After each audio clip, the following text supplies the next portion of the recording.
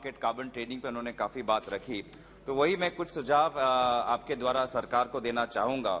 और ये सच है कि इसको लेके बहुत सी हमारी डाउट्स है, कंसर्न्स है, तो शायद बेहतर होगा कि सरकार इस बिल को आने वाले समय में स्टैंडिंग कमेटी में रेफर करे, ताकि कार्बन मार्केट, कार्बन ट्रेडिंग हम अच्छी तरह से किस प्रकार से भारत में लागू कर पाए, उसके प्रति हमारी विचार विमर्श स्टेक होल्डर्स के साथ हो।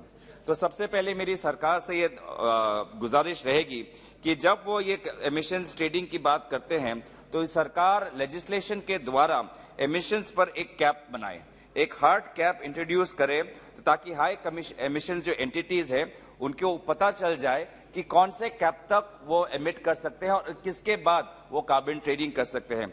और मैं चाहता हूं कि अगर हम चाहते हैं कि वास्तविक में इंडस्ट्री इस कार्बन ट्रेडिंग मैकेनिज्म को अपनाए, तो इंडस्ट्री को हमें पहले से ही बताना पड़ेगा कि यह हमारा हार्ड कैप क्या होना चाहिए ग्रीन हाउस एमिशंस के लिए। और ये emissions trading even though sir कहीं ना कहीं दुनिया में कहीं ये सफल हुआ है, कहीं ये विफल हुआ है, इसमें हमको जोर देना है, क्योंकि ना सिर्फ इसमें क्लाइमेट चेंज जुड़ा हुआ है, इसमें वायु प्रदूषण भी जुड़ा हुआ है।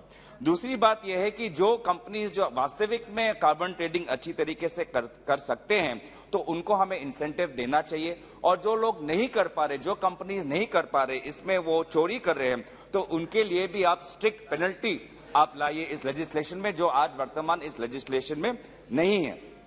तीसरी बात, एक और चीज जो हमने कार्बन ट्रेडिंग को साथ देखा हुआ है, खासकर की पावर जनरेशन में, तो पश्चिमी देशों में क्या हुआ है कि वहां पे जब भी कार्बन ट्रेडिंग या किसी प्रकार के नए पॉलिसी से कंपनी पर extra burden, extra compliance burden आता है, तो वो पूरा का पूरा बर्डन ग्राहकों को देते हैं।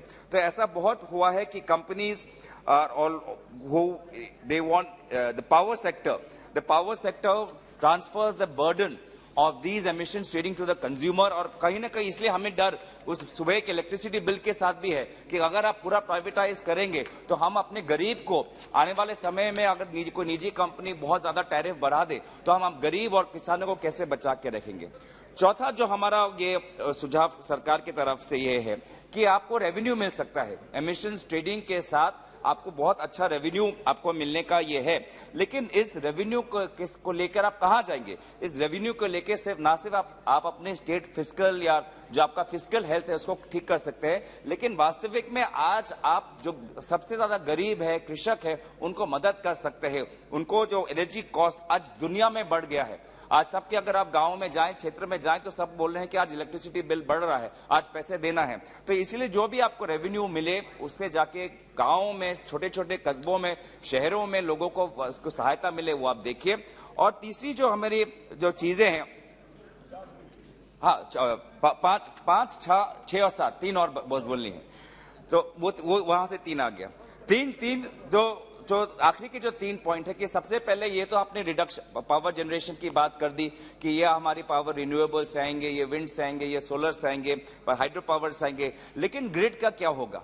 क्या आज हमने उस प्रकार के ग्रिड बनाए हैं जो हाइब्रिड मॉडल में चल पाए, जो ग्रिड थोड़ा हाइड्रो पावर से चला ले, जो ग्रिड थर्मल से चलाए, जो ग्रिड विंड से चलाए, सोलर से चलाए? इस प्रकार के ग्रिड्स पर क्या हमने रिसर्च किया है? क्या हमने इन्वेस्ट किया है? कहीं आपने पायलट किया है? क्योंकि अगर हम सिर्फ प्रोडक्शन करें और ट्रांसमिशन और डिस्ट्रीब्यूशन में ध्यान न दें, तो ये सिर्फ आपका प्रोडक्शन में रह जाएगा। अगर आप तीसरा, आज हम समुद्र से घिरे हुए हैं, इंडियन ओशन हमारे दक्षिण में है, तो आज एक टाइडल एनर्जी को लेकर भी आज बहुत से it's a huge form of renewable energy की जो वेव्स के नीचे जो टाइड्स है, उसके से टाइडल एनर्जी में आज ऐसे कुछ छोटे छोटे देश है जो टाइडल एनर्जी में सबसे आगे हो गए हैं। आज स्कॉटलैंड जैसा एक छोटा देश टाइडल एनर्जी में बहुत आगे हो गया। हम कब आगे होंगे ये हम जानना चाहते हैं। इसलिए हमारी गुजारिश रहेगी आप रिसर्च एंड डेवलपमेंट में जोर दें, नई एनर्जी, नए स्टार्टअप्स में जोर दें। ये ना सिर्फ जिम्मेदारी आपकी केंद्र सरकार और राज्य सरकारों की बनती है, पर निजी हमारे जो कंपनियां हैं, जो हमारे स्टार्टअप्स है, उनको भी हम तंदुरुस्त कर सकते हैं। और लास्ट में मैं बोलना चाहूंगा कि आपने अमोनिया की बात की है, आप कहीं ना कहीं ग्रीन मेथनॉल की भी आप बात करिए, क्योंकि बहुत से मेथनॉल की जो अभी हमारी बातचीत हो रही है देश में, पूरा बायोमास बेस्ड मेथनॉल है, जो वो भी बहुत कार्बन एमिटिंग है।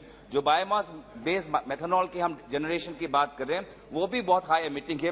तो इसलिए ग्रीन मेथनॉल जो इलेक्ट्रॉनिक से आए, उस पे भी आप जोर दीजिए। और लास्ट में यही बोलना चाहूंगा कि जो भी हमने रिन्यूएबल प्रोजेक्ट्स देखे हैं, वो अच्छा लगता है कि वो तमिलनाडु में है, अच्छा लगता है कि आपके स्टेट राजस्थान में है, लेकिन हमको भी चाहिए कि उत्तर पूर्वांचल में जहां पे सोलर इंटेंसिटी है, आप वहां पे सोलर एक ऐसा टेक्नोलॉजी करें ताकि उत्तर पूर्वांचल में भी हम रिन्यूएबल एनर्जी कर पाए।